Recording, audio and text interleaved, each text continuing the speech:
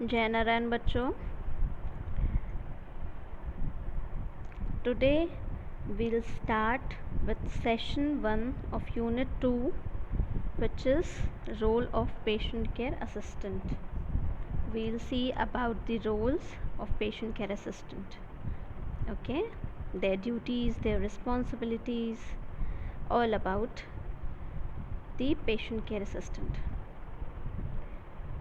So first we'll see their role. So patient care assistant provides nursing and technical care to patient under the supervision of nurses in a hospital or daily care facility. Patient care assistant might spend more time with patient than other healthcare providers in a hospital. They must be empathetic and have good communication and nursing skills to care for patient in a hospital. Patient care जो assistant होंगे वो patients को nursing provide करेंगे, nursing care और technical care. ठीक है, nurse के supervision में, मतलब जो उनसे सीनियर नर्सेस होंगी उनके सुपरविज़न में, उनके दिए गए प्लान के अनुसार या फिर हॉस्पिटल के, ठीक है, वो पेशेंट की देखरेख करेंगे. ठीक, अब देख रेख करना है तो उन्हें पेशेंट के साथ ज़्यादा टाइम बिताना होगा, है ना.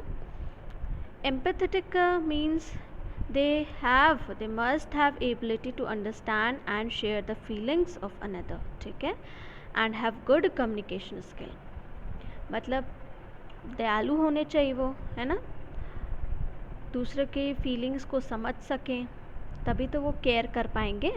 केयरिंग पर्सन कैसा होता है, जो दूसरे को समझता है. ठीक है, फिर नेक्स्ट चीज़, उनके पास गुड कम्युनिकेशन स्किल होना चाहिए ताकि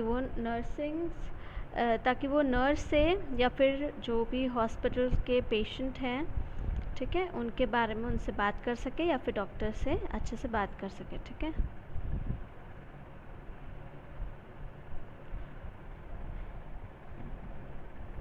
next we'll see about the essential duties and their responsibilities. There are 4 points over here.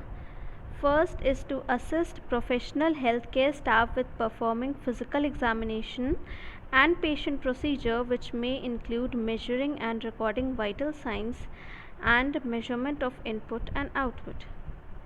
तो इनकी पहली ड्यूटी ये होगी कि ये हेल्थ केयर स्टाफ को असिस्ट करें. ठीक है, अपनी सहायता के लिए उन्हें असिस्ट करें. अब जो हेल्थ केयर स्टाफ को असिस्ट करेंगे उनका क्या होना चाहिए, उनके पास उनका फिज़िकल एग्जामिनेशन होना चाहिए. ठीक है, पेशेंट प्रोसीजर का भी, जिसमें उनको एटलीस्ट ये मेजर करने आना चाहिए और रिकॉर्ड करने आना चाहिए जो भी वाइटल साइंस हैं. ठीक है, वाइटल साइंस क्या होते हैं? It is a kind of measurement that shows that somebody is alive. ठीक है, तो उन्हें वाइटल साइंस रिकॉर्ड करने आना चाहिए. Vital science is basically the measurement of temperature, respiratory rate, blood pressure. ठीक है, ऑल दैट. तो ये उन्हें मेजर करने आना चाहिए और इनपुट एंड आउटपुट भी मेजरमेंट आना चाहिए उन्हें. ठीक है, तो ये ड्यूटी है उनकी कि वो ऐसे प्रोफेशनल हेल्थ केयर स्टाफ को असिस्ट करेंगे जिनके पास ये सारी स्किल्स हों. ठीक है, next is to maintain patient safety. This is very important. अगर आप किसी की केयर कर रहे हो तो उसकी सेफ्टी भी आपके हाथ में है. ठीक है, परफॉर्म एडमिनिस्ट्रेटिव सपोर्ट फंक्शन. अब इसमें भी एडमिनिस्ट्रेटिव को सपोर्ट कैसे करना है, उसमें भी इनका रोल है. ठीक है, कि कैसे फाइल मेंटेन करनी होगी, कैसे रिकॉर्ड रखना होगा. ठीक, मेडिकल रिकॉर्ड जो भी ड्यूटीज़ होंगी वो भी इनकी रिस्पॉन्सिबिलिटी है उसे मेंटेन रखना. Then the fourth one is maintain necessary skills and competencies. अब कुछ जो नेसेसरी स्किल्स होनी चाहिए, ठीक है, वो भी इनकी ड्यूटी होगी, इनकी रिस्पॉन्सिबिलिटी होगी कि वो इन्हें आना चाहिए. ठीक, we'll see one by one these points in detail. First one is about assist professional healthcare staff with performing physical examination and patient procedure which may include measuring and recording vital signs and measurement of output and input. तो इसमें उनको क्या करना है, जो भी patient का data है, जैसे उनका वाइटल साइन, उनका मेजरमेंट इनटेक या आउटपुट का, ठीक है, are taken recorded accordingly to the policy and procedure of hospital. जो भी प्रोसीजर, जिस भी प्रोसीजर से उन्हें फॉलो करना है, जो भी हॉस्पिटल की पॉलिसी है कि इस रेगुलेशन के अकॉर्डिंग आपको ये सारे पेशेंट का इस तरह से नोट डाउन करना है, ठीक है, तो वो उन्हें आना चाहिए. Changes and abnormal finding in patient data are communicated to the registered nurse and other members of the healthcare team in a timely manner. In case उन्हें कुछ चेंज मेजर आता है, जब उन्होंने वाइटल साइन मेजर किया तो उन्हें कुछ एबनॉर्मल चेंज दिखा कि इतना होना चाहिए ब्लड प्रेशर बट इतना है, ठीक है, तो उन्हें इमीडिएटली टाइम को देखते हुए कि उस पेशेंट को ज़्यादा देर ना हो जाए कि उसको सफ़र करना पड़े, तो विद इन टाइम लिमिट उसके पास कम्युनिकेशन स्किल होगा, तभी वो जो भी रजिस्टर्ड नर्स होगी, मतलब उस पेशेंट को देखने के लिए या फिर जो भी अदर मेंबर्स हो हेल्थ केयर टीम के, उनको वो बता सकें. Next is patient is assisted with personal hygiene. अब यहाँ पर्सनल हाइजीन तो मेंटेन होनी ही चाहिए, ठीक है. Patient is given assistance with ADLS. ADLS is activities of daily living. अब पेशेंट को कैसा असिस्टेंस देना चाहिए, मतलब कैसी सहायता देनी चाहिए, उनकी डेली लिविंग एक्टिविटीज़ जो भी है उनकी, उसमें हेल्प करनी चाहिए, उनका पर्सनल हाइजीन मेंटेन करने में हेल्प करनी चाहिए, एक्सरसाइज चाहिए हो उन्हें, ठीक है, या फिर कोई थेरेपी, ठीक, तो वो उन्हें प्रोवाइड कराना है. The last one is personal care and patient related services are provided in the patient's home or needed per guideline set forth by the home health agency. अब इन केस उन्हें personal care की ज़रूरत है, ठीक है, वो hospital में admit नहीं है बट वो होम पेशेंट है, घर पे ही वो एज अ पेशेंट रह रहे हैं, तो लॉन्ग टर्म केयर, ठीक है, just like long term care उन्हें चाहिए. तो एक एजेंसीज़ है Home Health Agency, that is a public or private agency or organization that offers home care services including skilled nursing services. वो home care service जिसमें कि बाकायदा जो नर्सिंग सर्विसेज हैं वो भी आती हैं, ऐसे सर्विस ये होम हेल्थ एजेंसीज प्रोवाइड कराते हैं. तो वो अगर कोई होम पेशेंट है, वो पेशेंट जो घर पे है, तो उसको अगर हेल्थ केयर चाहिए तो वो इस एजेंसी के थ्रू उन्हें प्रोवाइड करा सकते हैं, ठीक है. Next is to maintain patient safety. That is important. अगर वो पेशेंट आपकी देख रेख में है तो उसकी सेफ्टी भी आपके हाथ में है. तो उनका एनवायरनमेंट ठीक ठाक होना चाहिए, पेशेंट का रूम, ठीक है, नीट एंड क्लीन होना चाहिए. जो भी रूम, एग्ज़ाम रूम और ट्रीटमेंट एरिया है, जो भी जहाँ पे भी उस पेशेंट को ट्रीट किया जा रहा है, कुछ मेडिसिन दे रहे हैं या फिर कुछ जिस भी तरीके का उनका ट्रीटमेंट चल रहा है, वो एरिया साफ़ सुथरा होना चाहिए, ठीक है. उनकी मील की प्रिपरेशन जो है,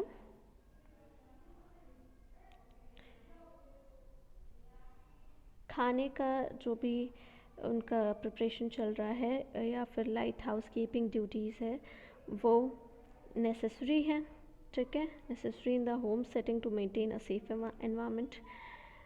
तो वो चीज़ उनको साफ़ सुथरा मिलना चाहिए, ठीक.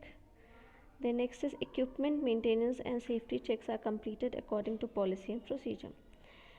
फिर जो भी इक्विपमेंट वहाँ पे रखा हुआ है वो सही होना चाहिए, ख़राब ना हो, उसकी सेफ्टी भी इनको चेक करनी है टाइम टू टाइम, ठीक है. The next is incidents are reported promptly to appropriate parties using the health system quality reporting process. In case कोई इंसिडेंट हो जाता है, ठीक है, तो उसे तुरंत ही जो भी हेल्थ सिस्टम का जो भी रिपोर्टिंग प्रोसेस है कि किस तरीके से रिपोर्ट करना है, वो उसे देखना है, ठीक, कि उसके अकॉर्डिंग उसे रिपोर्ट करना चाहिए अगर इन केस कोई इंसिडेंट हो जाता है. Third one is perform administrative support function. Now how they'll perform their function in administration. they have to maintain medical record including file maintenance, record keeping and are completed when necessary. जब ज़रूरत हो तो उनके जितने भी record हैं, जो भी फाइल मेंटेन करनी है वो तैयार रहनी चाहिए. सप्लाई, इन्वेंट्री और and ordering are completed according to guidelines. अब कोई भी इन्वेंट्री की ज़रूरत है, कोई भी कुछ सामान की ज़रूरत है, कुछ ऑर्डर करना है तो उसकी लिस्ट तैयार रहनी चाहिए. ठीक है, गाइडलाइन के अकॉर्डिंग वो ऑर्डर जो भी है, जो भी आना चाहिए डिटेल्ड लिस्ट, उसका उन्हें तैयार रखना है. Next is duties including scheduling, diagnostic procedure, meeting and greeting patient और delivering specific supplies and pharmaceuticals are perform efficiently. अब जो भी ड्यूटीज़ हैं उनकी, जिसमें जो भी शेड्यूल है, जो भी डायग्नोस्टिक प्रोसीजर है उस पेशेंट का मिलने का किसी से, ठीक है, और जो भी उनको कुछ डिलीवरिंग स्पेसिफिक सप्लाईज़, कुछ सप्लाईज़ डिलीवर करना है, कुछ फार्मास्यूटिकल्स मतलब मेडिसिन से रिलेटेड कुछ है, तो वो सब उन्हें अच्छे से एफिशिएंटली परफॉर्म करना चाहिए, ये सारी ड्यूटीज़. ठीक. Next is maintain necessary skills and competencies, क्षमता. ठीक है, अब उनके पास कुछ स्किल्स हैं जो उसे मेंटेन रखना चाहिए, जैसे competency in the use of new equipment, कोई भी नया इक्विपमेंट यूज़ करना, दैट इज़ उसे उठाना या फिर पेशेंट को एक जगह से दूसरी जगह मूव कराना, तो वो उन्हें अच्छे से आना चाहिए. ठीक है. Strength and opportunities for professional development are identified and goals for self-improvement are set and documented appropriately. Now, जो भी opportunities उन्हें professional development के लिए मिल रही है, ठीक है, जो भी उनका गोल है खुद को इम्प्रूव करने का, वो उन्हें मालूम होना चाहिए और उसके डॉक्यूमेंट प्रॉपरली उनके पास तैयार होना चाहिए कि इन केस कुछ प्रोफेशनल डेवलपमेंट का कोर्स आया है तो उन्हें अपॉर्चुनिटी मिली है तो वो उसे सीख सकें. Then there next identified goal for professional development are met through a variety of educational fora. ठीक है, एजुकेशनल फोरा. अगर उन्हें कुछ प्रोफेशनल डेवलपमेंट और अपने में चाहिए कि मेरे पास ये हमें स्किल नहीं मालूम है, ठीक है, तो वो चीज़ डेवलप करनी है अगर उन्हें, तो वो उन्हें पढ़ाई करके करना होगा. ठीक है. Education and development of others is fostered by sharing information learn through individual professional development. Fostered is teaching and learning for sustainable future. एक अच्छे फ्यूचर के लिए उन्हें सीखना और पढ़ना ज़रूरी है, इन्फॉर्मेशन शेयर करना ज़रूरी है. ठीक है, जो भी उनका प्रोफेशनल डेवलपमेंट से रिलेटेड होगा. Then is a positive environment conducive to professional development of co-workers is demonstrated on an ongoing basis, including but not limited to teaching, orienting, role modeling and team participation. अब उनके अंदर ये भी skill होनी चाहिए कि वो कैसे अपना एनवायरनमेंट पॉजिटिव रख सकें. ठीक है, ताकि वो जो भी उनके सहकर्मी हैं, कोवर्कर्स, ठीक है, कोवर्कर्स, जो भी उनके कोवर्कर्स हैं, उनके साथ जो काम करने वाले हैं, उनके साथ उनका रवैया अच्छा होना चाहिए, ताकि टीम पार्टिसिपेशन में उनका जो अपना रोल है वो अपने अच्छे से निभा सकें. Then is annual mandatory training activities are regulatory in service as requirement are completed and within established time frames. अब जो भी ट्रेनिंग एक्टिविटीज़ हैं जो एनुअली मैंडेटरी है, ज़रूरी है कि इन्हें साल में ये ट्रेनिंग एक्टिविटी करनी है, ठीक है, इनके सर्विस आवर्स में, तो ये ज़रूर रिक्वायरमेंट है, तो वो उसे उन्हें कंप्लीट करना है. Clear. Next is our organizational duties. Now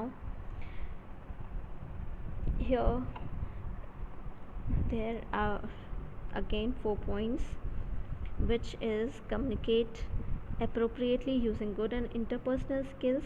ठीक है, ऑर्गेनाइजेशनल उनकी ड्यूटीज़ क्या होंगी कि उनके पास अच्छी इंटरपर्सनल स्किल्स होनी चाहिए जिससे वो कम्युनिकेट कर सकें, मतलब दैट इज़ प्रोफेशनली मैनर जो भी उनके पास होगा. ठीक है, ये प्रोफेशनल तरह से बिहेव कर सकें, देहाती वाला सीन ना हो। Serves, manages and support internal and external customers.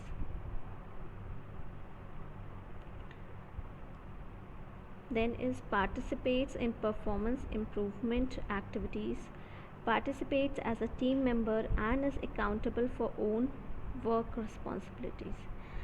अब उनकी जो परफॉर्मेंस होनी चाहिए जिस भी एक्टिविटी में वो परफॉर्म कर रहे हैं, ठीक है, उनका पार्टिसिपेशन जिसमें भी है तो उसमें वो अच्छा होना चाहिए, हर बार इम्प्रूवमेंट दिखना चाहिए।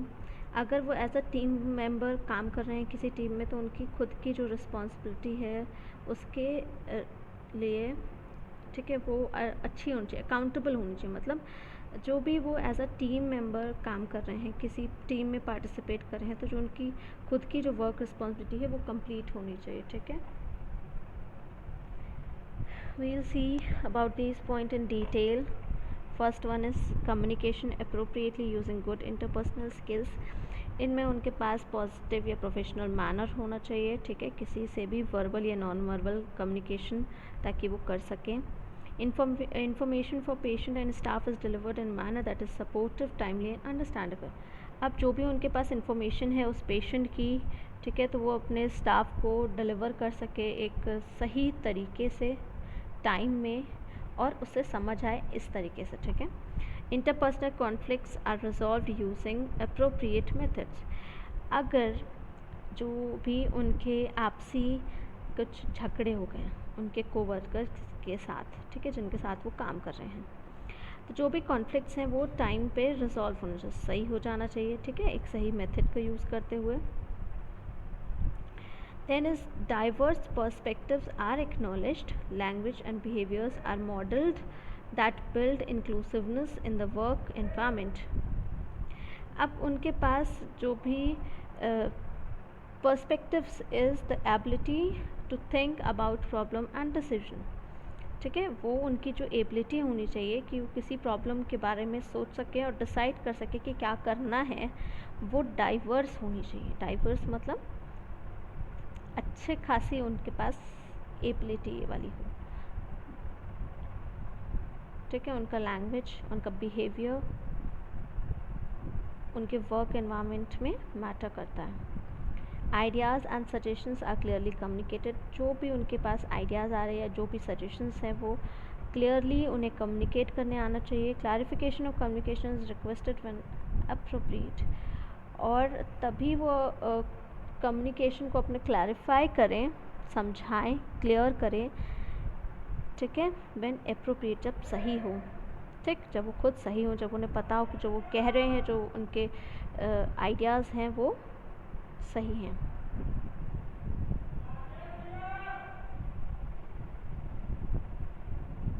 So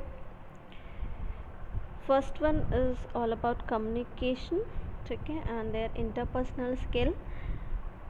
Second organizational duty is to serve, manages and support internal and external customers, ठीक है। सबसे इसमें जो पहला पॉइंट है वो है प्रिवेसी मेंटेन होनी चाहिए, ठीक, किसी भी पेशेंट की या किसी एम्प्लॉय की जो इन्फॉर्मेशन उनके पास है वो किसी और को ना बताएं, ठीक है, तो प्रिवेसी मेंटेन होनी चाहिए। Then next is actions are initiated to meet और एक्सीड कस्टमर्स या coworkers expectations in delivering services, ठीक, तो जो भी एक्सपेक्टेशन है उनके सहकर्मियों की या फिर उनके कस्टमर्स की, वो उन्हें उनके एक्सपेक्टेशन के अकॉर्डिंग उन्हें सर्विस प्रोवाइड करनी चाहिए, ठीक।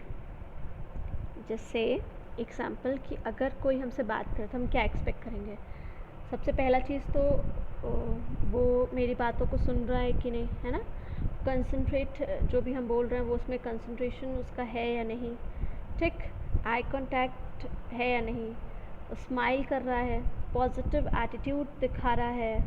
तो these are the various expectations of customers which they have to initiate in their actions, right? Next is appropriate resources throughout the organization are used consistently to meet customers' need. जो भी resources हैं, जो भी ज़रूरतें हैं, ठीक, customer की, जो भी वहाँ पे पेशेंट आया उसको जिस भी चीज़ की ज़रूरत है वो उसे पूरा करना इनकी ड्यूटी है, ठीक है, पेशेंट केयर असिस्टेंट की. Then is relationships with staff in other work areas are fostered to meet internal and external customers' need. The same thing, repeating again and again. उनका जो भी व्यवहार है, जैसा भी जो उनके साथ जो काम कर रहे हैं, ठीक है, वो अच्छा होना चाहिए ताकि उनका जो भी एक्सटर्नल या इंटरनल या एक्सटर्नल नीड कस्टमर का है वो पूरा हो. जैसे कोई पेशेंट तुम्हारे पास आया और वो चीज़ तुम्हारे पास नहीं है, ठीक है, बट तुम्हारे ही डिपार्टमेंट के दूसरे स्टाफ के पास है, तो अगर आपका उससे बातचीत होता रहेगा, आपका उससे व्यवहार अच्छा है, तभी तो आप उस या तो उस पेशेंट को कहोगे ठीक है भाई उस बंदे के पास जाओ जो वाला स्टाफ है, ये फलाना नाम है उसका, और उसे मेरा नाम बताना और जो भी उसकी ज़रूरत है वो पूरी हो जाएगी, ठीक, जो भी तुम्हारी ज़रूरत है वो पूरी हो जाएगी. अगर आपका उसके साथ रिलेशनशिप अच्छा होगा तभी तो वो आपका काम करेगा ना, नहीं तो क्या, नहीं तो आपके पास खुद ही फिर नहीं रहेगा ना कहने को. आप किसी को नहीं सजेस्ट कर सकते कि ठीक है उस बंदे के पास चले जाओ या ठीक है मैं ही ला कर दे देता हूँ. तो दैट इज़ वेरी इंपॉर्टेंट कि कोई भी कस्टमर है उसका जो भी इंटरनल एक्सटर्नल नीड है उसके लिए आपके स्टाफ जो अदर स्टाफ मेम्बर्स हैं उनके साथ आपका रिलेशनशिप अच्छा होना चाहिए. Next is positive working relationship with peers, management and customers are maintain in all the times.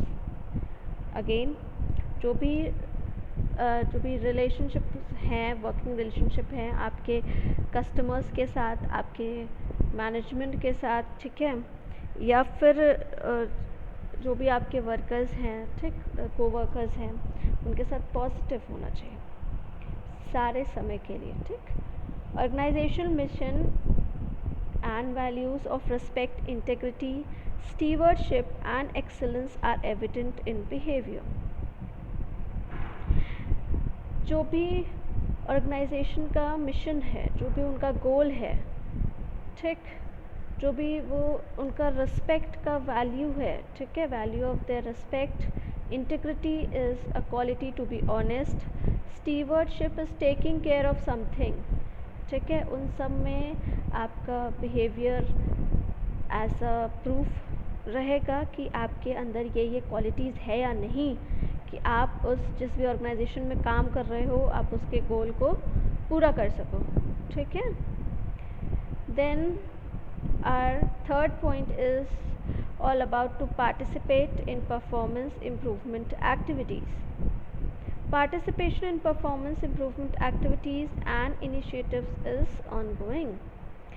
आप जहाँ पे भी वर्क कर रहे हो वहाँ पे अगर कोई आपके जो भी आपकी जो स्किल्स हैं उसको इम्प्रूव करने के लिए कहीं पे भी पार्टिसिपेशन चाहिए, कोई एक्टिविटी परफॉर्म हो रही है तो उसमें आपका पार्टिसिपेशन चाहिए, तो वो चलता रहना चाहिए, ठीक है, ठीक. Initiative is demonstrated to proactively diagnose and resolve problems. कोई भी प्रॉब्लम है उसको उसका पता करना और उसका सल्यूशन ढूंढना, उसके लिए भी आपको इनिशिएटिव लेना पड़ेगा. Change is met with positive and supportive behaviour. कुछ चेंजेस हो सकते हैं, ठीक है, अगर आपका बिहेवियर सपोर्टिव हो और पॉजिटिव हो, तो अगर कुछ प्रॉब्लम आई है तो वो रिजॉल्व हो जाएगी easily.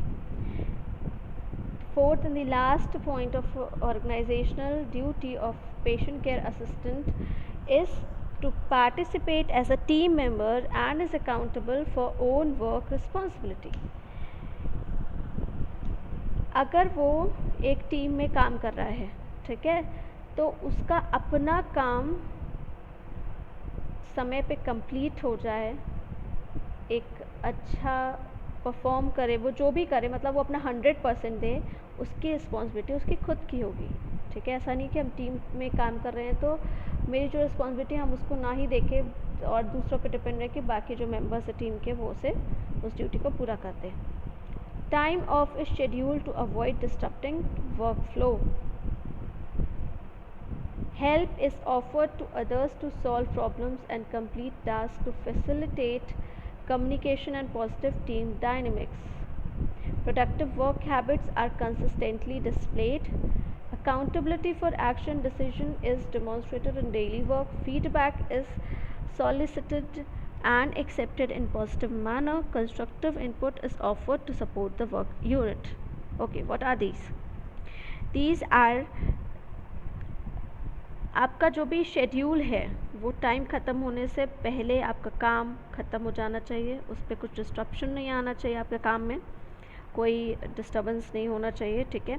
Help is offer to other, अगर कोई प्रॉब्लम है किसी को तो आप उसकी हेल्प कर सको उस टास्क को कंप्लीट करने में। कम्युनिकेशन और आपका जो भी टीम वर्क में पॉजिटिव होना ज़रूरी है, ठीक है। एटीट्यूड जो होना चाहिए वो पॉजिटिव होना चाहिए अगर आप टीम वर्क में काम कर रहे हो तो।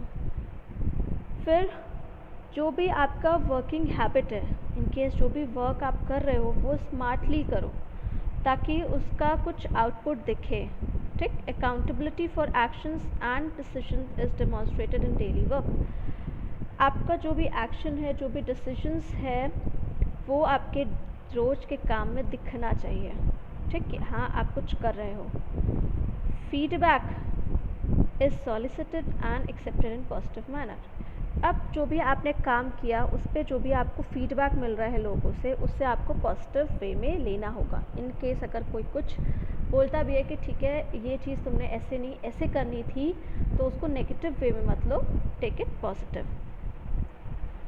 जो भी उसमें जो भी वर्क है, ठीक, अगर आप टीम वर्क में हो, जो भी वर्क आपको करना है, कंप्लीट टास्क करना है, उसमें आपका इनपुट कंस्ट्रक्टिव होना चाहिए ताकि जो आपका वर्क यूनिट है आप उसमें अपना सपोर्ट दे सको। क्लियर है all these points? So here we are ending up with session 1, which is all about the role of patient care assistant, है ना, their essential duties and responsibilities, their organizational duties. Next we will see session 2, which is daily care activities, various activities of patients daily care, ठीक है। So Jenna and everyone stay safe and stay blessed till then. Thank you.